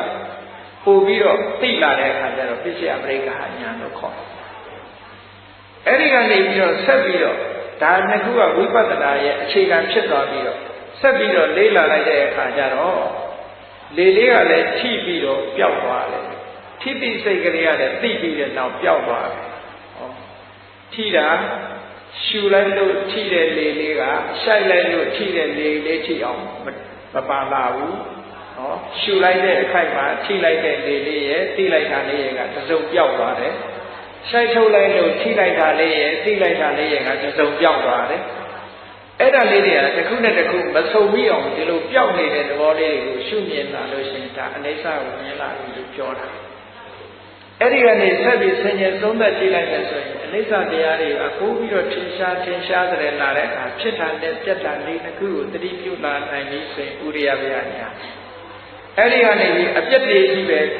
အာယုံပြုနိုင်တော့အောင်လင်မြန်းလာပြီးဉာဏ်ဉာဏ်ကြီးသိလာပြီဆိုလို့ရှိရင်ဘင်္ဂညာဆိုခုနတိုင်းပဲတက်သွားဒါကသုဒ္ဓဝိပဿနာဉာဏ်ဤကနီးအဲ့တော့ပရိညာသုံးပါးနဲ့ပြောမယ်ဆိုလို့ရှိရင်သူကအတိသုံးမျိုးပိုင်းခြားထားတယ်ဝိပဿနာနဲ့ပတ်သက်လာလို့ရှိရင်နံပါတ်1ကညာတပရိညာတဲ့ညာတဆိုတာသိစရာယုံ nant ကိုပရိညာပိုင်းခြားပြီးသိခြင်းပထမလုပ်ရမှာကသိစရာတွေကိုသိအောင်လုပ်ဖို့လိုသေးတယ်ဝိပဿနာစလုပ်ပြီးဆိုရင်သိစရာကိုသိအောင်လုပ်ရမယ်ဆိုတာပါတော့ယုံတဲ့ nant ကိုသိအောင်လုပ်ရယုံတဲ့ nant သိစရာအဲ့ဒါကိုသိတာဒီခုနတော့ကပြော့တဲ့သဘောမာတဲ့သဘောပြော့တဲ့သဘောလှုပ်ရှားတဲ့သဘောဒါလေးတွေမြင်တာဟာဒါသိစရာကိုသိတာပြောတာအဲ့ဒါညာတပရိညာအဲ့ဒီသိစရာလေးတွေကဘာကြောင့်ဖြစ်တယ်ဆိုတဲ့အကြောင်းကိုသိတာလေညာတပရိညာပဲစာလို့ပြောမယ်ဆိုရင်နာမရူပပရိစ္ဆေဒဉာဏ်ယုံဉာဏ်ကိုခွဲပြားသိတဲ့ဉာဏ်ရဲ့အကြောင်းတရားကိုသိသိပြီးတော့သိတဲ့ဉာဏ်ရဲ့ဒီနှစ်ခုဟာညာတပရိညာသိစရာတွေကိုသိတဲ့အပိုင်းဒီအပိုင်းကိုကြော်လို့မရဘူးသိစရာတွေကိုသိပြီးတဲ့အခါကျတော့ဘာတွေတွေ့လာလို့ဆိုမမြဲတာတွေကိုတွေ့လာတယ်မမြဲဘူးဆိုတာစိတ်ထဲမှာဆုံးဖြတ်နိုင်လာတယ်မမြဲသည့်အတွက်ကြောင့်ချမ်းသာတာမဟုတ်ဘူးမမြဲမှုကဒုက္ခပေးနေတယ်ဆိုတာကိုသိလာတယ်ထိုဒုက္ခပေးနေတာကိုကိုယ်ကဘာမှမတတ်နိုင်ဘူးဆိုတဲ့အနတ္တသဘောတွေကိုသိလာတယ်ဆုံးဖြတ်လာတယ်အဲ့ဒါကြတော့တိရဏပရိညာလို့ခေါ်တယ်တိရဏပရိညာပိုင်းရောက်လာမမြဲတာတွေမြင်လာရင်တိရဏပရိညာဟောနောက်ပိုင်းကျတော့အဲ့ဒီမမြဲတာတွေကိုမြင်လာတဲ့အခါကျတော့အရင်တော့ကမြဲတယ်လို့ထင်လာတဲ့အချင်းကြီးတွေဖယ်ရှားမပြတ်နိုင်ဘူးလားပြတ်နိုင်တယ်အနိစ္စဆိုတာမြင်လာရင်နိစ္စဆိုတာဖယ်ပြီးသားဖြစ်သွားတယ်ဒုက္ခကိုမြင်လာတာနဲ့တပြိုင်နက်ဒုက္ခဆိုတဲ့အတွေးတွေပျောက်သွားတယ်အနတ္တမြင်လာတာနဲ့အတ္တဆိုတဲ့အတွေးတွေပျောက်သွားတယ်ဆိုတာဖယ်ရှားလိုက်တာအဲ့ဒါကိုတော့ပါဠိပရိညာလို့ခေါ်တယ်ဒါဝိပဿနာအနေနဲ့၃ပိုင်းပိုင်းပြီးတော့ဒီလိုကြည့်လို့ရတယ်ပေါ့ ညာတပရိညာပိုင်းတိရဏပရိညာပိုင်းညာတဆိုတာတိတရားတွေကိုသိတာတိရဏပရိညာဆိုတာသိပြီးတော့ဆုံးဖြတ်နိုင်တာဆုံးဖြတ်ပြီးတော့သိတဲ့အပိုင်းအနေစာလို့ဆုံးဖြတ်တယ်ဒုက္ခလို့ဆုံးဖြတ်တယ်အနတ္တလို့ဆုံးဖြတ်တယ်ဆုံးဖြတ်ပြီးတော့သိတဲ့အပိုင်းတိရဏပရိညာပါဏပရိညာဆိုတာကြတော့အတွေးတွေကိုဖယ်ရှားလိုက်ပြီးအထင်တွေကိုဖယ်ရှားလိုက်ပြီးအနိစ္စလို့သိလိုက်လို့ရှိရင်နိစ္စပညာကိုဖယ်ရှားတယ်ဒုက္ခလို့သိလိုက်ဒုက္ခပညာကိုဖယ်ရှားပြီးသားဖြစ်တယ်အနတ္တလို့သိလိုက်လို့ရှိရင်အတ္တပညာကိုဖယ်ရှားပြီးသားဖြစ်တယ်နှစ်သက်စရာမကောင်းဘူးဆိုလို့ရှိရင်တွေ့တာမှုကိုဖယ်ရှားပြီးသားဖြစ်တယ်လို့ဒီလိုသွားတာအဲ့ဒါပညာ၃ပါးလို့ခေါ်တယ်အဲ့ဒီပညာ၃ပါးနဲ့အလုံးလုံးသွားပြီးပါဟနာပညာတွေရင့်တန်လာပြီဆိုနောက်ဆုံးဝိပဿနာကနေပြီးဘယ်ကိုသွားတော့ဆို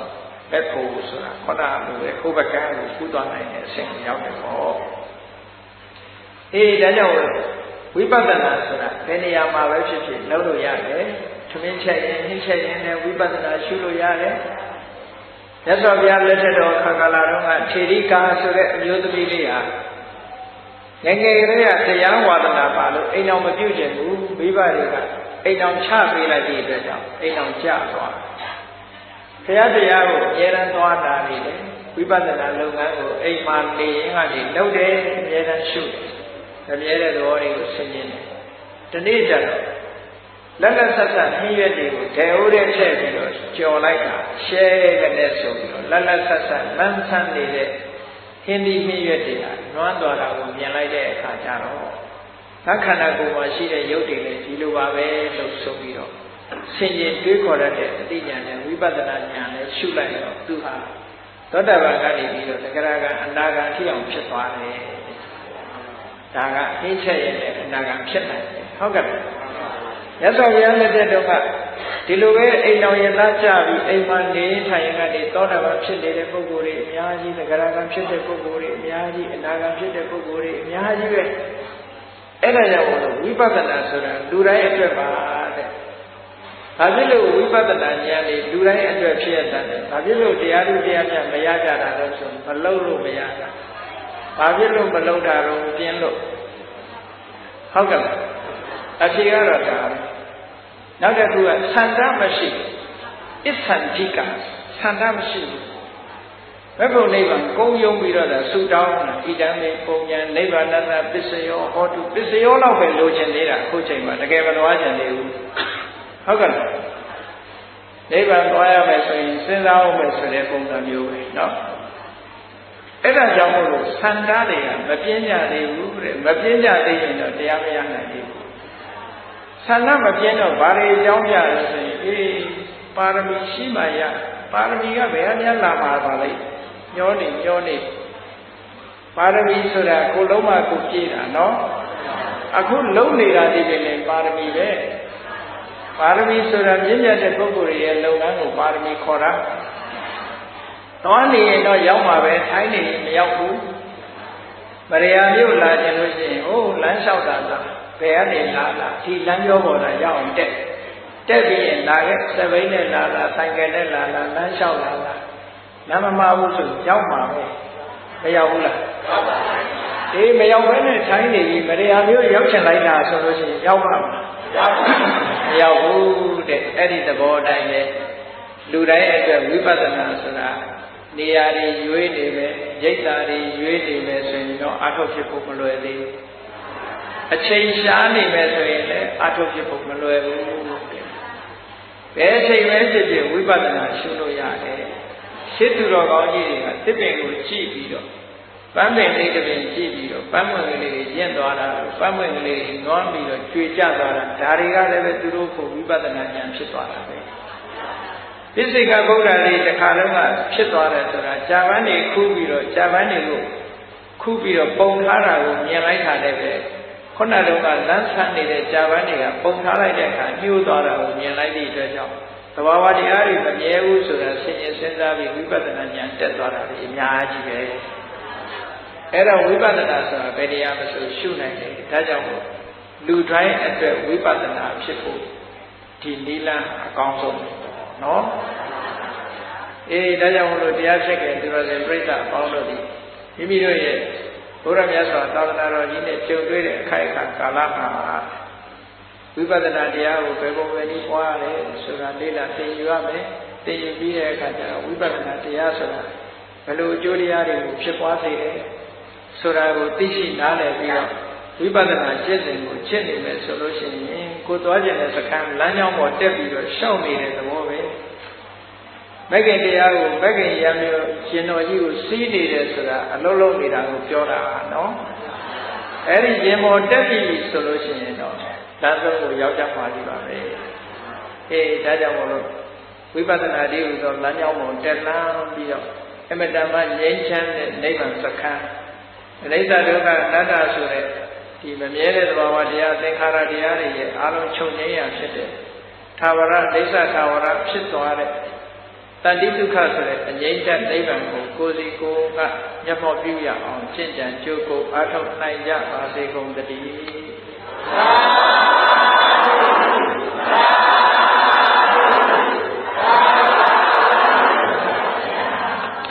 ကဲမေတ္တာပို့ရအောင်သတ္တဝါများစွာေယံကွာသံသာကြပါစေသတ္တဝါများစွာေယံကွာသံသာကြပါစေဇာယေချံ